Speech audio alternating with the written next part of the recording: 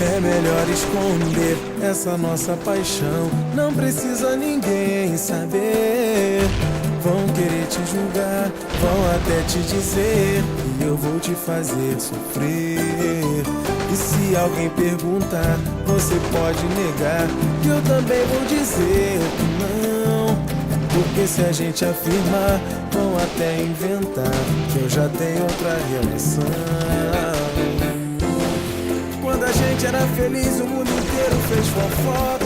Inventaram até que eu passei com outra em sua porta. Era intriga, era inveja, era tanta confusão que a gente separou. Mas agora tudo bem, graças a Deus tá resolvido. É por isso